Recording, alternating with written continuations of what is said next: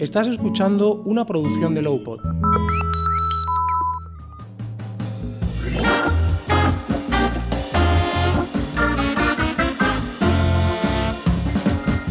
Bienvenidos a Dando la Nota Poética. Estamos aquí en este podcast del verano con muchas recomendaciones para el verano y es el mes del orgullo LGTBIQ+, con lo cual también vamos a reivindicar, vamos a hacer nuestra propia fiesta diversa aquí mismo con muchos escritores que tenemos hoy. El primero de ellos es Óscar Sánchez Lío, que nos ayuda a celebrar este primer aniversario del podcast y él se hace llamar el escritor castizo, es escritor, bloguero, youtuber. Su página web es elescritorcastizo.blogspot.com y ahí tiene sus dos últimas entradas que se titulan ¿En qué se parece tu vida a las vías del tren? Y Una mosca enseñándote desarrollo personal. Además, ahora tienes en preparación una novela muy valiente. Bienvenido, Óscar.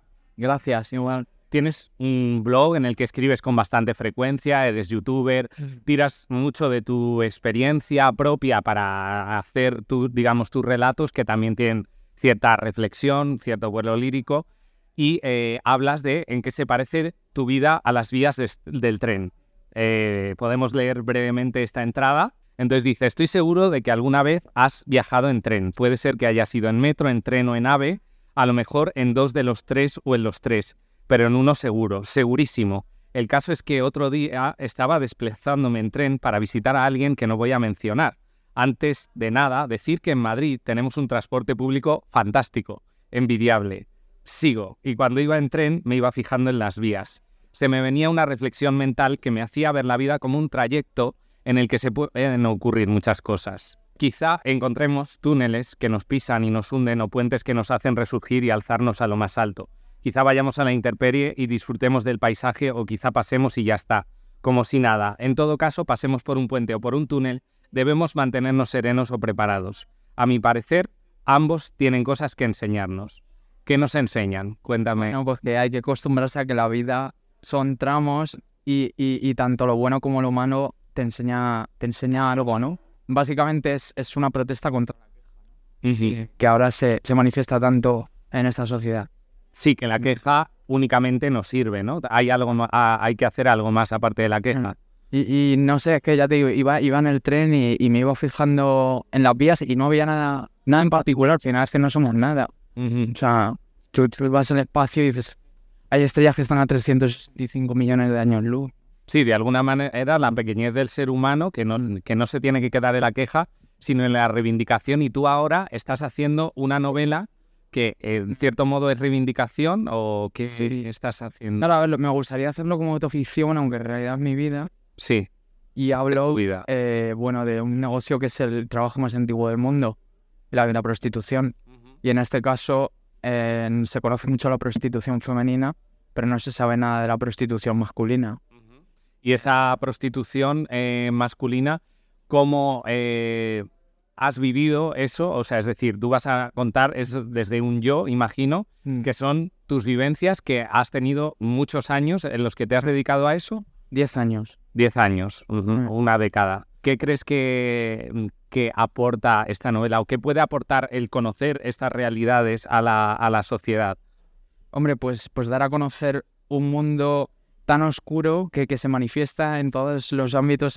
Claro, esto es un poco de hablar yo, por ejemplo, pues tengo que tapar ciertos nombres, ¿no? Pero yo creo que puede, no sé, dar a conocer algo curioso que no se habla mucho de ello. Y claro, es una forma de ganarse la vida. Lo que pasa es que yo también, como he nacido en un barrio así, pues humilde de Madrid, como que, o sea, pues yo he trabajado de muchas cosas, ¿no? Pero me he dado cuenta que al final, o sea, puedes disfrutar de cualquier trabajo, pero tienes que tener la mentalidad correcta. Sería un poco un libro de autoayuda, ¿no? Porque dices, si en esto, que hay gente que dice que esta gente siempre acaba mal, si ahí puedes ser feliz en todos los ámbitos, ¿no? Pero claro, es una mentalidad que es verdad que siempre me ha costado compartirla con el mundo. Y yo creo que lo que haces es una aportación de sinceridad que precisamente estás rompiendo con esa doble moral, ¿no? De la sociedad, ¿no? Lo que acabas de decir, no, es que esta gente siempre acaba mal. Esa frase tan absoluta que a veces se dice, no, es que cierta gente, o si sigues así, eso lo dicen mucho los radios, si sigues así, vas a acabar mal. Y hay gente que sigue así y no solo no acaba mal, sino que acaba mucho mejor que los demás, ¿no? Y a lo mejor tienen envidia. Entonces, ¿crees que eso es una profecía un poco autocumplida? Es decir, la gente está, digamos, ¿crees que hay mucho mito en esto de la prostitución? ¿Vas a acabar mal o no vas a acabar mal? O sea, sí. Depende, sí. porque hay mundos paralelos, por ejemplo, las drogas, Sí. de lo que también hablo en el libro, que obviamente sí que te puedes acabar muy mal y yo he visto los efectos, pero lo he visto y he podido salirme, ¿no? Has podido regularlo, pero sí. es verdad que a mucha gente puede quedar atrapada en las... O sea, realmente no es que lo defienda, pero hago como lo trato de ver desde un punto objetivo, ¿no? Tanto analizar las cosas buenas como las malas, porque la gente lo va a seguir haciendo, ¿no? Pero, o sea, es como que hay mucha gente que lo critica, pero todo el mundo lo hace. Bueno, todo el mundo. Yo que, claro, cuando vives eso durante tanto tiempo y lo ves en tanta gente tan variada, ¿no? O sea, has visto mucha gente distinta que consume drogas. Sí. Y tú, ¿qué harías con eso? O sea, ¿tú estás a favor de abolir eso o permitir en un mercado? ¿Cómo lo harías? Pero es que, a ver, o sea, el marketing surge de abastecer una necesidad. Y cuando tú llegas a tu casa, estás solo. Aunque estés con tu madre, con tu padre, o que tengas mucho dinero o poco, entonces tú necesitas una compañía. Y eso te va a satisfacer más que todo el dinero del mundo. Entonces, la idea es, ¿a ti te renta más pagar ese dinero o estar con esa persona? Y claro, dices, estás pagando a esa persona, pero al final no se diferencia tanto. O sea, yo básicamente en ese libro me describo como un producto.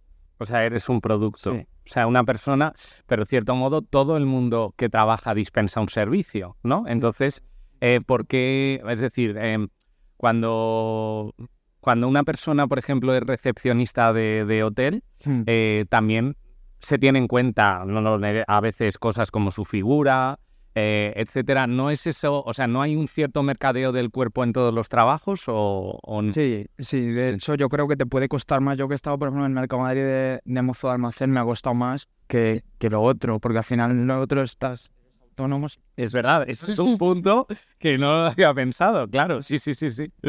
Entonces, pero lo que te digo que es que, claro, hay mucha gente que ha hecho eso y acaba muy mal mentalmente. Yo creo que también se diferencia mucho, o sea, yo he visto que es que, claro, esto puede sonar muy feo, pero yo he visto que las mujeres por lo general les cuesta luego más aceptarlo. O sea, en hombres... Aceptarla. Mentalmente. Pero vamos, eso ya es concepción mía, ¿eh? No está basada en ningún... Pero vamos, que como que soy tan filosófico y al escribir, pues es verdad que he ido también pues añadiendo cosas de mi filosofía, ¿no? O sea, a ver, es verdad que hay un poco un mejunje, lo estoy puliendo, porque también yo nunca he publicado un libro. Bueno, pues para eso estamos aquí, vamos a presentar muchas editoriales y seguro que tu libro va a tener cabida. Por ejemplo, ¿para cuándo podríamos esperar tu libro? ¿Tú cuándo crees que lo acabarás? ¿Vas a dedicarte este verano o qué plan? Sí. Pues mira, ahora estoy trabajando de conserje. ¿De conserje? Sí, va. Alberto Alcocer.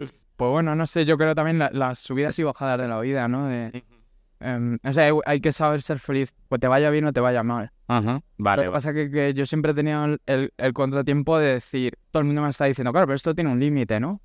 Entonces, claro, yo siempre he dicho, pues tengo que tener el libre y cambiar y hacer otra cosa. Como dicen que hacemos hasta 3 cambios profesionales en toda la vida. Yo ya voy a por el segundo. Muy bien. Yo creo que los cambios profesionales son básicos. Además, mientras te permitan escribir, pues claro. Es eso. ¿Alguien más ha hecho algún cambio profesional? ¿No quiere contarlo? Sofía, por favor, cuéntanos a qué te dedicas ahora. Yo originalmente estudié traducción, pero jamás traduje. Es algo que me define. Es decir, estudiaste... Es que además siempre hay que estudiar para, sí, estudiar es como escribir, se hace por hacerlo, punto. Como amar. ¿No? A ver, dime... Y bueno, en este último año he hecho un máster de guión en la Carlos III con el Sindicato de Guionistas Alma. Mejor máster de guión de España. Ah, sí. Lo dieron la semana pasada. Aplausos para ellos, se lo merecen. Aplausos. Está muy bien, la verdad. Y nada, y ahora pues estoy en una productora en la parte de desarrollo. Pero sí, no sé, creo que los cambios me hacen falta y que si se cambian 3 veces como dice aquí el compi, Yo creo que por la quinta. Sí, ¿Sí? sí que para adelante, no sé, sí. Bueno, yo creo que nos queda mucha vida, además, gracias a cómo van legislando, nos queda mucha vida de trabajo, pero lo que pasa es que además tú te dedicas a un montón de cosas, tú tienes una newsletter que se llama Mamarracheo. Sí, en Substack. Sofía Martín Jiménez, te voy a presentar porque no te hemos presentado aún, llegó al mundo de la escritura después de vivir aquí y allí, según tú dices. Graduada en traducción e interpretación, su último destino fue Ciudad del Cabo. Sudáfrica. Curioso, sí. ¿Y qué tal? ¿Te gustó? Fue una experiencia muy enriquecedora, fuerte, muy emotiva. No sé, como pasaron muchísimas cosas, conocí muchísima gente y no sé, creo que está ahí como en mi corazón y en mis páginas del ordenador. Siempre tengo el Skyscanner mirando vuelos para Ciudad del Cabo. No me da ahora mismo. Entonces sí. Ahora con tu libro de relatos OK Vale, tienes también una novela como Un puñadito de pipas. Entonces yo recomiendo muchísimo este libro de relatos, tanto el libro como la novela, pero este libro de relatos yo creo que la gente debería leerlo y comprarlo porque es verdad que es muy original. Gracias. Te puede ayudar a viajar a Ciudad del Cabo y además mantienes en él un tono muy irónico, ¿no? ¿Qué significa OK Vale? ¿Por qué le has puesto OK, vale a tu libro? Yo quería hablar de los finales, ¿vale? Pero hace unos meses fui a una firma y me dijeron, ¿de qué va este libro? Y yo, de amor mal. Y la señora cogió el libro y lo dejó en la mesa otra vez. Entonces digo, creo que no es una buena descripción. Así que va un poco sobre los finales y nació un poco porque estaba súper triste en una Starbucks, lo había dejado con mi novio de la época. No, pero es triste. Pero, y a ver, Es mi momento más terrible. Sí. No lo sé. Bueno, no pasa nada, has hecho bien, de ahí te has sacado en la newsletter de Mamarracheo, ¿no? Y lo que dicen en el libro es que recoge relatos llenos de andanzas que rodean la idea de amor, los encuentros fortuitos o no, y luego porque el amor lleva a veces a sitios que no sabemos donde no se comen perdices para nada. Eso es lo que tú dices, Sí. ¿no? Es en ese momento que tú escribiste este libro. Sí, y sobre todo, o sea, creo que es interesante ver el tema de los finales, ¿no? Que creemos que el relato se acaba y chimpún, y ahora es como se acaba y contacto cero, se acaba y vuelves a los 2 meses. Y de eso no, o sea, era algo que me quería explorar. Entonces, pues, por eso decidí poner diferentes escenarios, incluso resucitar a las chicas de Chicas Malas, a ver qué había pasado. Una señora de Cádiz que echa de menos a su marido que murió hace muchísimos años. Sí, era un poco eso, como y jugar un poquito con la autoficción también. Sobre todo eso, explorar cómo los finales te moldean a veces tus continuaciones. No sé, un poco eso. Sí, que quizá a lo mejor, claro, es decir, la duración de la relación no resulta tan importante como un final brusco, ¿no? Que a veces nos quedamos con... creo que mucha gente tenemos finales bruscos ahí almacenados en el disco duro que no nos dejan a veces avanzar. Sí, bruscos o incluso dolorosos de una manera rara, ¿no? Que no eres capaz de explicar muy bien por qué. Pero hay algo que te ha movido por dentro y dices, ostras, necesito darle un espacio a esto y no sé, y ver qué pasa después, ¿no? Pero saber que es algo que tienes dentro. Sí. Uh-huh. Por ejemplo, en uno de los relatos titulado Fierecilla del Bosque, ¿no? Porque creo que es joven, ¿no? Se enamora de una masajista, de su masajista, que trabaja en un spa y entonces empieza a planear un futuro, ¿no? Dice, nuestra casa tendría jardín para que te sintieras cerca de la naturaleza. Eso no te la negaría jamás. Y dejarías el spa ese roñoso porque, claro, a mí me espera una carrera espectacular. No vas a necesitar bañarte en vainilla para nadie más, solo para mí. Le compré un osito con un corazón en el centro que tenía la palabra love en blanco y con brillantina. Reservé la tagliatella. Me compré una camisa nueva color verde para que ella me sintiese como en casa. Incluso me puse una margarita en el bolsillo de la camisa, ¿no? Tú hablas un poco también de esas costumbres de estas citas románticas tópicas, ¿no? En la tagliatella también el amor está lleno de lugares comunes y no solo cómo lo escribimos, sino cómo lo vivimos. yo también quería un poco entrar un poquito en... Bueno, todo esto nació porque fui a hacerme las uñas y me contó la chica, dice, viene un chico ahora que le damos masaje y se empalma. Y yo, ostras. Y yo salí de allí y digo, hay una historia. Y no sé qué, estábamos hablando en el club de lectura que estaba por entonces de literatura incel y tal. Y digo, venga, voy a llevarlo un poco más a lo local. Y salió el relato este, que me han dicho que es muy turbio, lo es. Pero, no sé, quería un poco como rodear ese universo, a ver qué salía. Tocarlo, pero muy poquito. No sé, ¿no? Bueno, como los del relato, que no al final se acaban sin tocar. No, no hace falta. Son historias y yo qué sé, es una idea muy amplia, pero ¿qué define en verdad una historia, no? Es como decir, el rollo que... Y a lo mejor es algo que has tenido durante 3 meses, que sí, que sí, no, pero te deja mal un año, no lo sé.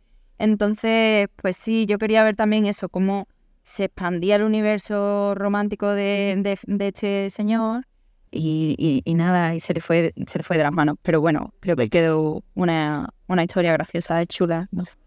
No sé si alguien os vais a poner románticos este verano. Vamos a leer ahora el relato de Luis Narváez, sin antes decir que olvidarnos de decir que tu libro de relatos está en Amazon. Ok, vale, en Amazon, una especie de fanzine y sí.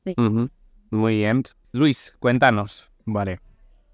En mi cuarto oscuro, con mis pensamientos nocturnos, indeciso y melancólico. Aquí ando pensando en cómo parar mi corazón o cómo hago para que muera el dolor. He de matar al poeta, al sentimental, al soñador y aventurero que alguna vez tuvo metas. Si fuera tan fácil como pensarlo o tan rápido como imaginarlo, ya lo habría logrado. No obstante, el mundo me sacude, lastima y hiere, y me cubre de agonía mientras mi ser se pudre. ¿Dónde hallaré cobijo si solo daño me inflijo? No hay un día que no me arrepienta de intentar continuar esta vendetta o vida, como quieras que mienta al llamar esto de una forma distinta a sufrimiento perpetuo. Soy un ser que ya trascendió de la tristeza. Hay que llamar a esto proeza, pues el sentimiento que me invade y consume mientras el bullicio llega a mi cabeza y recorre toda mi piel tensa, separando los átomos, haciendo un suicida que no lo es tanto, pues ya no supera el llanto, se queda ahí agonizando sin dar el último palazo o el único balazo. Entonces, ¿dónde me quedo si no soy capaz de estirar el último dedo? Me parto de daño, sin embargo, no hago lo que pienso que hago. Todo me deja en un inmoral pensador lleno de odio y tristeza, que al final cayó en el cliché de alcohólico escritor que dice que sufre, pero nunca sufrió. Intento salir de este círculo de adicción en el cual me encontraba antes de la terapia, para hacerme adicto a llorar sin ser escuchado, y a no embriagarme de más que una esperanza falsa, pero esperanza a fin de tantas. Mi intención es lograr quererme, o al menos amar a ese ser que la existencia teme, mientras busco a alguien que no me quiere. Me quiere de vuelta antes de que muera, mientras más me hiere. Un relato profundo, bellísimo. En este relato además hablas como de un yo desdoblado, como que quiere elevarse, pero a la vez se hunde, ¿no? Sí. ¿Crees que de lo que hablábamos, del tema amoroso, el tema erótico, los finales, crees que nuestro yo a veces se desdobla por el amor? Es decir, alguna vez hay mucho yo fragmentado por cómo concebimos el amor a día de hoy. Yo creo que sencillamente es que cada vez que amamos a alguien es como si muriéramos, o al menos una parte de nosotros muriese. Por ello, al final simplemente amamos los recuerdos o los sucesos que pasaron, y entonces no podemos superar ese círculo vicioso o sea, nos volvemos adictos a hacernos daño porque recordamos siempre y seguimos recordando y no salimos de ahí. Lo pensamos en bucle, y entonces por ello pienso que al final no es que amemos a esa persona aún, sino que amamos lo que sentíamos cuando estábamos con él o con ella. O sea, como que estás proyectando, ¿no?, en esa persona un sentimiento que tiene que ver simplemente con una imagen. Es decir, cuánto crees tú o cuánto en tus relatos, cuánto es la imagen que proyectas o la realidad sobre la persona. Bueno, alguna vez dijo Benedetti que él siempre escribió sobre desamor, pero que nunca amó. Como sí. Muchas personas no necesitan sentir lo que están escribiendo, simplemente surge una idea de un pensamiento, de ver algo o escuchar algo y tú te adentras a un mundo que ni siquiera es el tuyo. Al final no siempre escribimos lo que sentimos y eso me pasa a mí muchísimas veces. Yo presumo que a la mayoría nos pasa, a la mayoría de escritores, porque no tenemos tanta vida para vivir todo lo que escribimos. Sí. O sea, es verdad que a veces la literatura supera la vida, ¿no? Y además hablas de este cliché de alcohólico escritor. A ver, levantad la mano todos los que cumpláis el cliché de alcohólico escritor. Porque no, yo creo que sí, hablando de las drogas, yo creo que a lo mejor el exceso, tú no, Sofía, ¿no? A ver, cuéntame un poco, ¿por qué tú no? Mejor empezar por los noes que los síes, ¿no? Creo yo. Sí. No suelo beber ya, o sea, tuve un Erasmus muy bestia. Las becas, que tienen la culpa de todo. Sí. Y quiero recoger un poco lo que ha dicho Luis. No sé hasta qué punto puedes escribir lo que no sientes en poesía. Que en narrativa a lo mejor, o no sé, esto es súper personal, pero creo que en narrativa entra mucho más la floritura, el despliegue, ¿no? Pero en poesía hay como una antorcha. Por lo menos a mí me ocurre eso, ¿no? Que es como, ¿qué estás hablando, no? Por lo menos para mí es una especie de contrato que tengo con la poesía. No sé si os pasa. Que la poesía tiene que ser, ¿cómo? Que no invento, o sea, siempre hay algo de... No me gusta la palabra verdad con todos los matices que está tomando a día de hoy, pero de mi verdad, sí. O sea, como que esa antorcha sea como algo, pues una experiencia que ha mencionado él, o algo que se ha quedado en mi inconsciente, algo que me desvela por las noches y que a lo que vuelvo. Y para mí eso es como lo más verídico que puedo hacer escribiendo. No sé si era por ahí. O sea, yo al final pienso que todos somos capaces de sentir las cosas. Y entonces todos estos sentimientos están dentro. Y como escritor tengo buena imaginación. Y entonces escucho una historia y me la hago propia. Es como si fuera mía sin serlo. Supongo que vosotros dos que hacéis traducción, entonces seguramente entenderás perfectamente cómo es, porque es como adueñarse del libro de otra persona y hacerlo tuyo, porque realmente no es el mismo libro. Traductores, traditores. Creo que el tópico de escritor, de alcohólico escritor, creo que sí se cumple, ¿no? Al menos en escuela de escritor. A veces, ¿tú qué crees, Humberto? Vamos a lavar los trapos sucios. Sí, no, es broma, no. Hemos estado en alguna fiesta juntos, yo creo. Yo creo que es más de una, maestro Frank. Sí. La memoria y los tequilas se nos crucen. Hombre, yo te voy a ser sincero, la única bebida que me ha servido a mí para escribir ha sido el café. Sí, no, es verdad que necesita estar concentrado, es decir, volar, o sea, los mundos de la imaginación te sirven para ese primer momento de inspiración, pero luego es verdad que es difícil, ¿no? Es decir, cumplir el cliché del escritor borracho, yo creo que es que eso cuando entras con 20 años y tal, pero luego ya empiezas, pum, te empieza a pasar factura, ¿verdad? Hemos hecho ejercicios incluso con amigos míos. Sí, a ver, tío, vamos a empezar aquí a tomarnos algo a la barra y a ver qué somos capaces de escribir al final de la noche. Bueno, yo ya tengo las Moleskine de aquel entonces, donde empieza la caligrafía y acaban ya en un electrocardiograma. Tratar de interpretarlo es reírte un buen rato, ¿no? No, nos poníamos a escribir, a ver, tío, lo que se nos ocurra, tal, y... Bueno.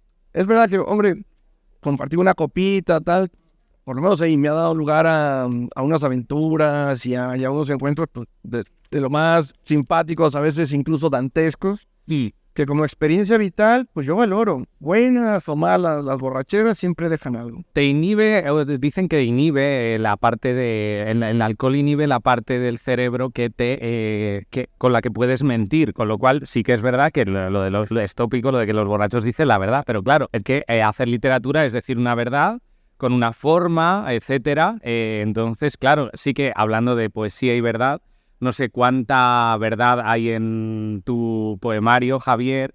Lo que sí sé es que hay mucha ironía, ¿verdad?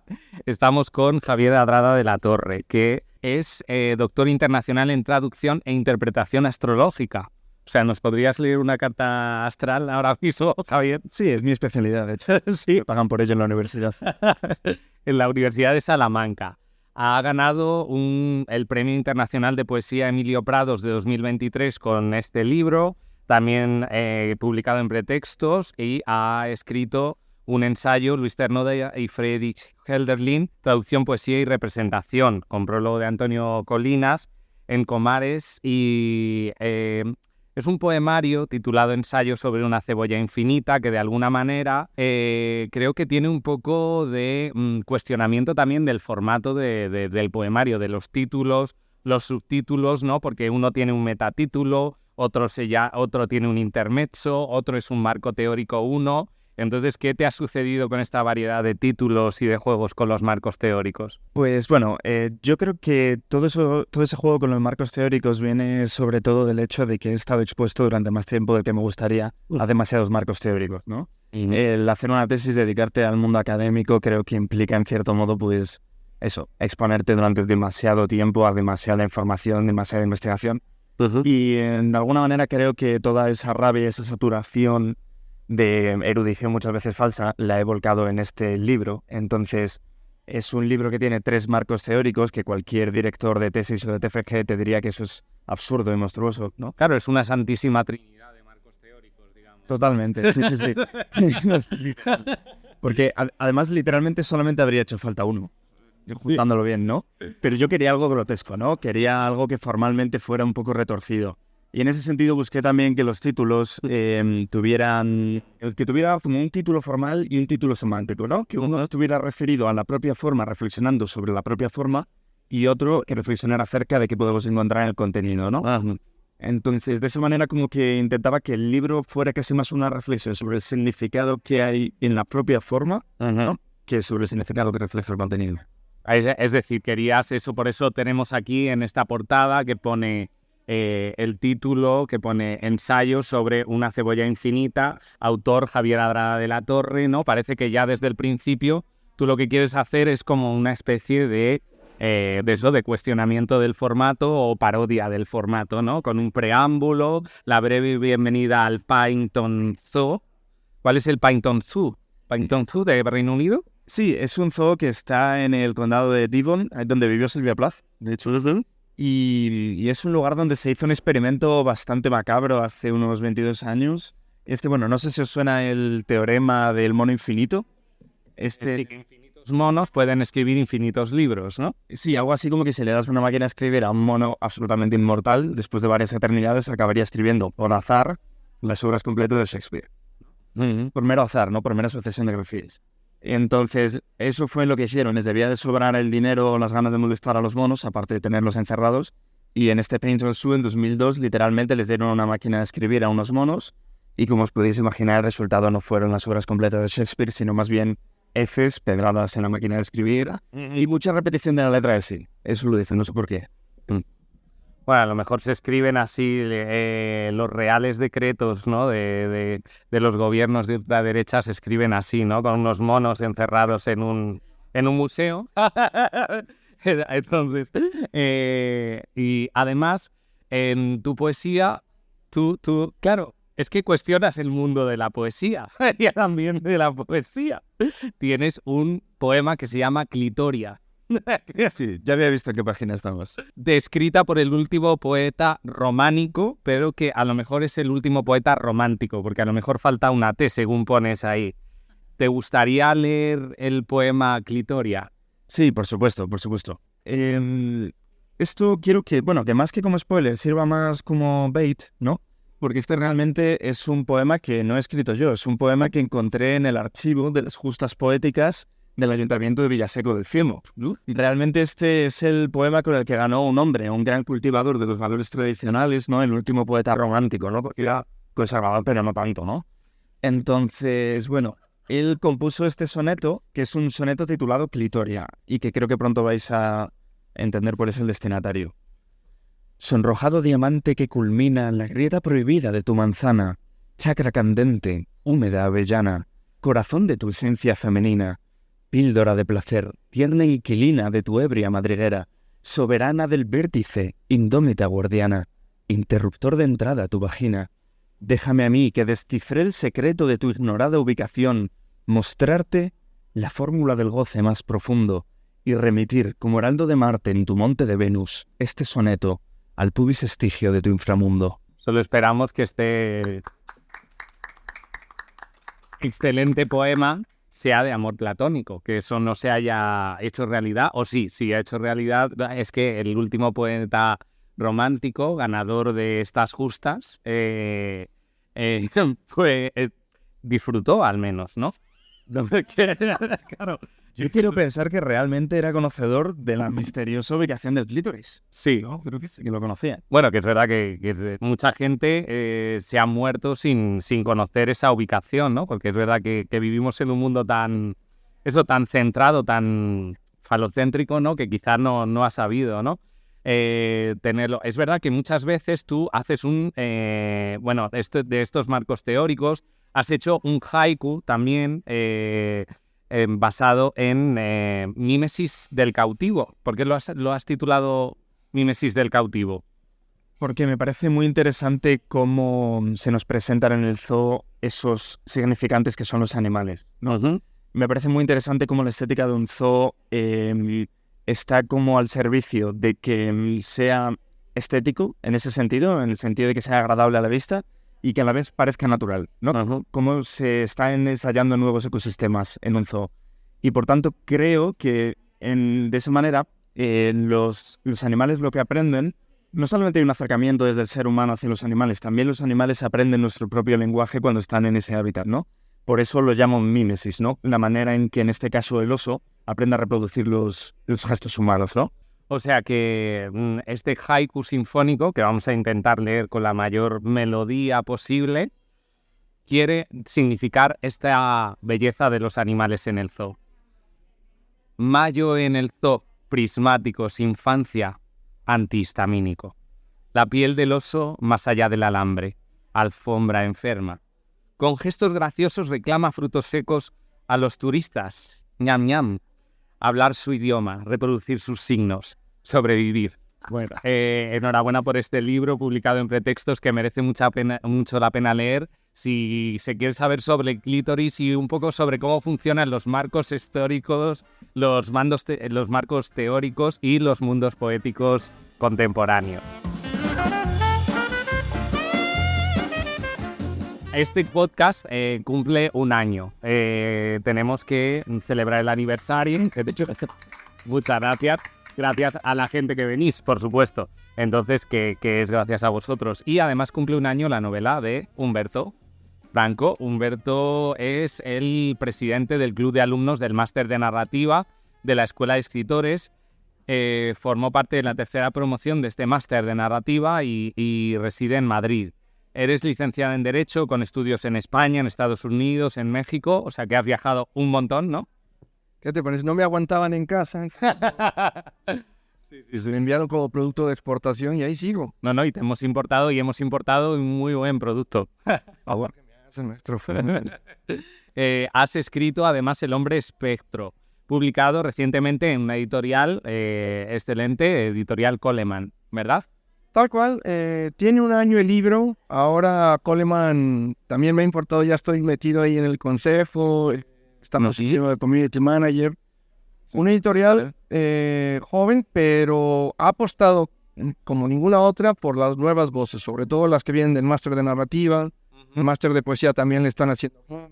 Sí, muy bien. Vale.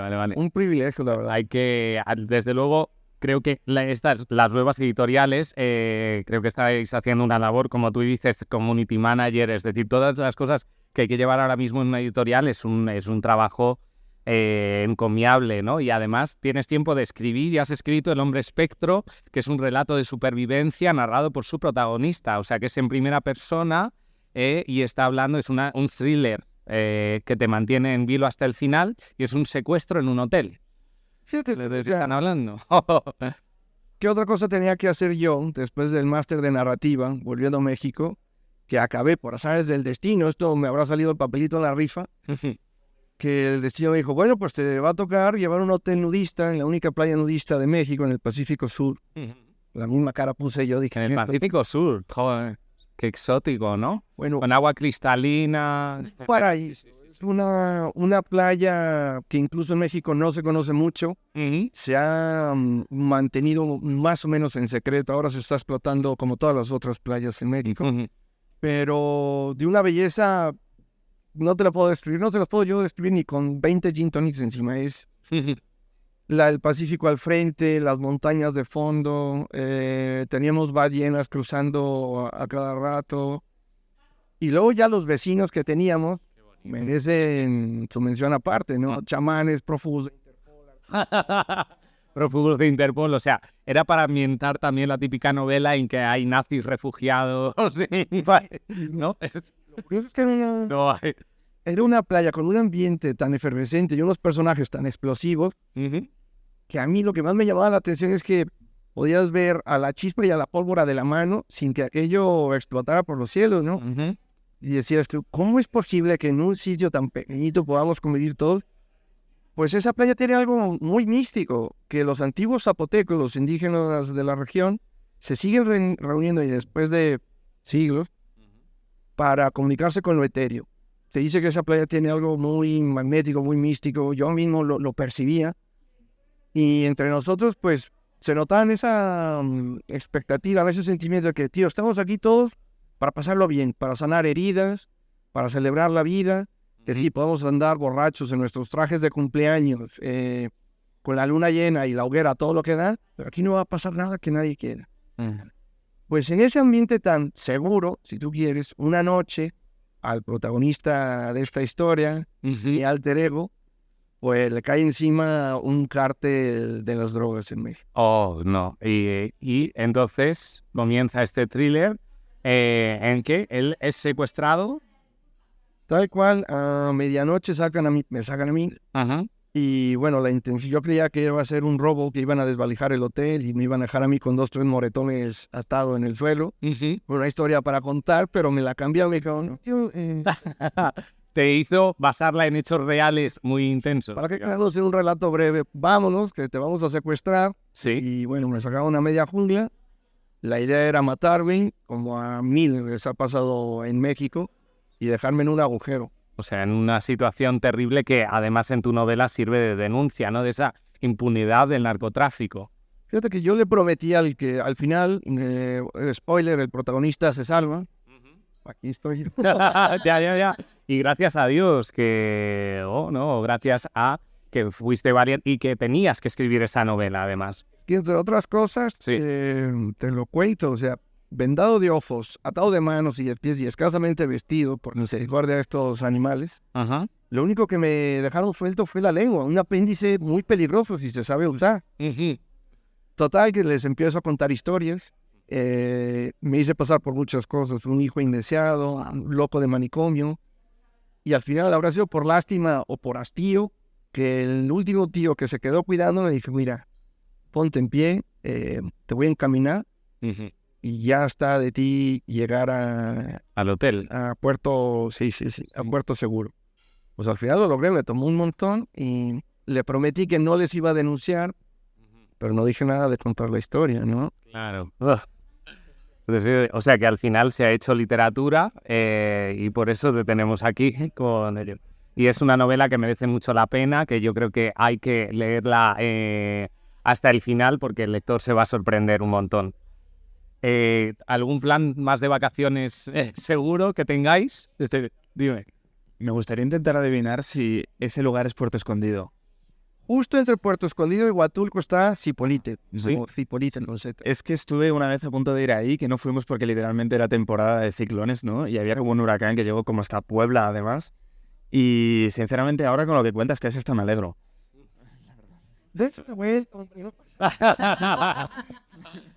Mientras me dejen la lengua suelta. Ahora pasamos a nuestra sección de recomendaciones. Estamos en el mes del orgullo LGTBIQ+. Entonces, este mes del orgullo sí que conocer la diversidad de la poesía LGTBQ ahora mismo es por un lado un gusto, pero por el otro lado es difícil porque hay muchos autores tenemos poemarios como el de Elisa Fernández en Rialp, que habla de una historia de lesbianas en el mundo rural. Tenemos un montón de la novela de Alana Portero, sobre la transexualidad, sobre que realmente cambiar de sexo es de transicionar, porque tú siempre has sido del sexo femenino, ¿no? Lo que tienes es que aceptar, o del masculino, del que quieras aceptar, ¿no? Entonces realmente lo que tienes que hacer es aceptar que tú no te correspondes con tu cuerpo. Entonces tenemos un montón de novedades, pero hay un libro que yo creo que es un buen compendio de la historia del movimiento y que tiene una sección, por ejemplo, de poesía amorosa entre hombres, que es este libro de la editorial ACAL, que se llama el libro de la historia LGTBIQ+, que, por ejemplo, tiene una sección que se llama Oh, mi muchacho adorable, que trata algo muy desconocido, que es la poesía amorosa entre hombres entre finales del siglo XVI y el siglo XVII, que yo jamás ni siquiera había pensado. Siempre se ha dicho de Shakespeare, y de hecho aquí aparece Christopher Marlowe, aparecen un montón de relaciones, y también se tratan clásicos como Safo de Lesbos. Entonces tenemos este descubrimiento de, por ejemplo, de Alfred Lord Tennyson, que en su poema In Memoriam lamenta la muerte de su amigo amante Arthur Henry Hallam en términos homoeróticos. Entonces podemos descubrir cosas muy concretas de historia de la poesía LGTBIQ a través de este libro, que se llama el libro de la historia LGTBIQ+, que está en editorial ACAL.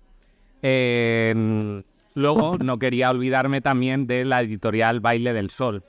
La editorial Baile del Sol tiene una colección de poesía y otra de narrativa, que tiene, por ejemplo, este libro que se titula Viejos, de Tirso Pristilo Vallecillos. Es un libro que está, como veis, ilustrado y tiene poemas bastante originales, como La Solterona. También se habla aquí de cuestiones amorosas. Tiene su colección de narrativa, donde publica, por ejemplo, Correrás ante los perros, de Fernando Palazuelos. Tiene novela juvenil y otra novela más para adultos, con lo cual creo que es una editorial que dentro de su variedad tiene una selección muy cuidada. No sé si vosotros estáis leyendo algo, queréis... Voy a recomendar, porque hace mucho que no hablo de este libro con nadie y ayer lo hablaba con una amiga, El Cordero Carnívoro, de Agustín Gómez Arco. Me parece un librazo para este verano. Y uno que me he leído recientemente, no sé si os pasa, pero a mí en verano me gusta como viajar en los libros también, entonces ahora me ha dado por literatura japonesa, no sé. Dorayaki, el autor, por favor no me pidáis el nombre. Que la pronunciación no está complicada. Pero de Chai Editora, así que precioso, de los libros más bonitos que he leído este año. Uh-huh. Muchas gracias a todos por venir. Creo que ha sido un podcast entretenido, con mucho orgullo, muchos libros para el verano, y os esperamos en el próximo.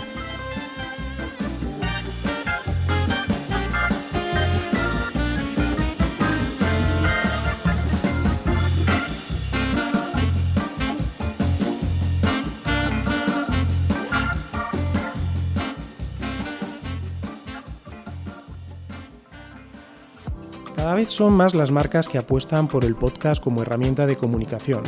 Pero, ¿qué ventajas tiene? Con un podcast le hablas al oído a tu cliente, estableciendo una conexión más directa, cercana y emocional. Un espacio de diálogo que crea comunidad. Aumenta también el recuerdo de tu marca y tu credibilidad.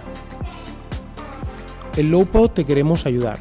Somos una productora que impulsa tu comunicación a través de la palabra.